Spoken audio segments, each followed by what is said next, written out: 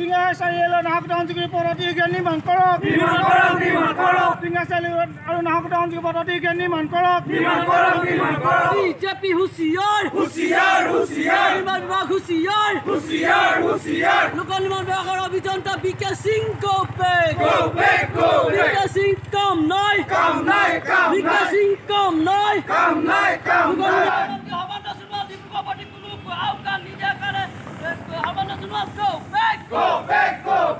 কেন্দ্ৰীয় মন্ত্ৰী Amarnath Sonowal go back সমষ্টিৰ সাংসদ কেন্দ্ৰীয় মন্ত্ৰী অমৰনাথ সোণোৱাল গো বেক তেৰছ কলা গো বেক স্থানীয় বিধায়ক তেৰছ কলা কাম নাই লাভ জিন্দাবাদ লাভ জিন্দাবাদ বিজেপি চৰকাৰ হয় বিজেপি নিৰ্মাণ কৰা বৃহত্তৰ লোক নিৰ্মাণ বিভাগ হয় নিৰ্মাণ কৰা বৃহত্তৰ লোক নিৰ্মাণ বিভাগ হয়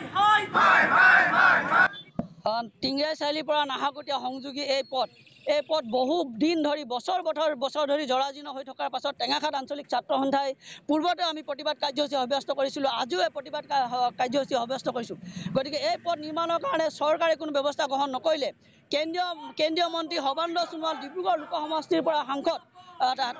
হোৱাৰ পাছত ডিব্ৰুগড় লোকসভা সমষ্টিৰ বাট পথৰ আজি জৰাজীৰ্ণ অৱস্থা ৰামেশ্বৰ তেলী ৰাজ্যসভাৰ সাংসদ ৰামেশ্বৰ তেলী এই পথেৰে তেখেতৰ গৃহলৈ অহা যোৱা কৰে তেৰছ গোৱালা এই পথেৰে তেখেতৰ বাসগৃহলৈ অহা যোৱা কৰে কিন্তু এই পথ নিৰ্মাণৰ কাৰণে আজিলৈকে কোনো ব্যৱস্থা গ্ৰহণ নকৰিলে নিশ্চয় কাষতে থকা অইল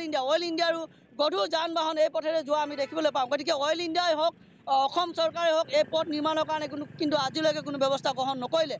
টেঙাখাট আঞ্চলিক ছাত্ৰ সন্থাই বাৰে দাবী জনাই অহাৰ পাছতো এই পথ নিৰ্মাণ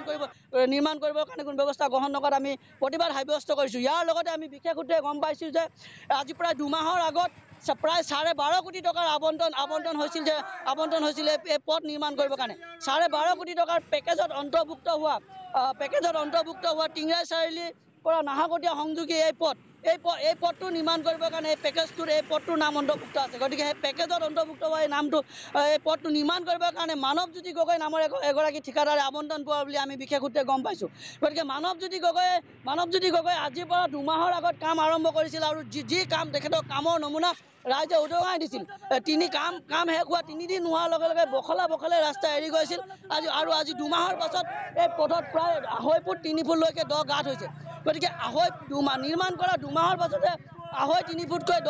গাঁত হোৱাকৈ নিৰ্মাণ কৰা এই পথটো সেই ঠিকাদাৰজনে কেনেকৈ কাম আবণ্টন পায় আৰু তেখেতক আপোনালোকৰ সংবাদ মাধ্যমৰ যোগেদি বিভিন্ন সময়ত বাতৰি প্ৰচাৰ হৈছিল যে পথটো নিৰ্মাণৰ কাৰণে অনিয়ম হৈছে কিন্তু তাৰ স্বত্তেও সংবাদ মাধ্যমৰ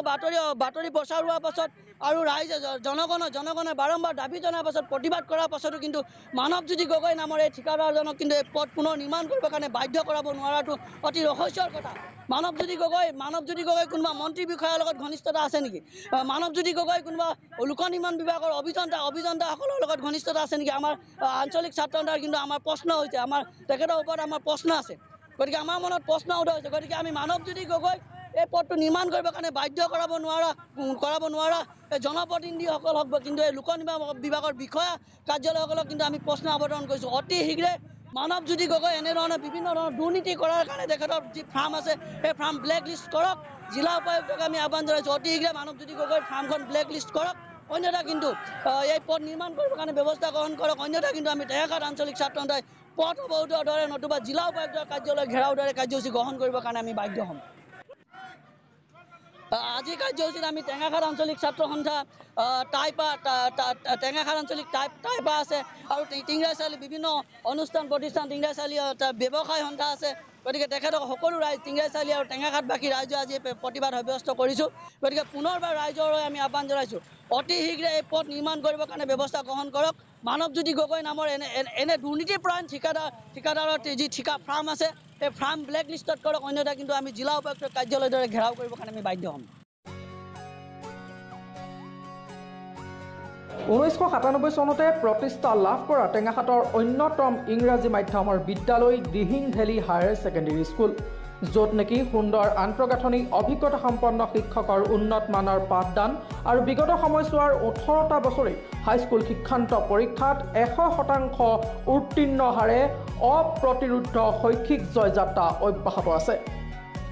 ইয়াৰ উপৰি NCC, যোগাসন, সংগীত, দবাখেল, চিত্ৰকলা আৰু বিভিন্ন ধৰণৰ সাংস্কৃতিক বিষয়ৰ প্ৰশিক্ষণৰ জৰিয়তে ছাত্ৰ-ছাত্ৰীসকলৰ শাৰীৰিক আৰু মানসিক উৎকৰ্ষ সাধনৰ চেষ্টা অব্যাহত ৰখা শিক্ষানুষ্ঠানখনেই হ'ল Dihing valley higher secondary school. 10 ডিচেম্বৰৰ পৰা দিহিং কেজি শাখাৰ ৱালটিকাত নাৰ্চাৰী, LKG আৰু UKGত নামভৰ্তিৰ ব্যৱস্থা কৰা হৈছে। গতিকে দিহিং ভেলীলৈ আহক আৰু আপোনাৰ শিশুটিক উন্নত মানৰ শিক্ষা লাভৰ স্বাৰ্থত নামভৰ্তি কৰক। সবিশেষ জানিবৰ বাবে শীঘ্ৰেই 9435605729 অথবা 9954559174 নম্বৰত যোগাযোগ কৰিব পাৰে। আমাৰ ঠিকনা টেঙাখাট ব্লক ৰোড, মহাত্মা গান্ধী আদৰ্শ চিকিৎসালয়ৰ সমীপত।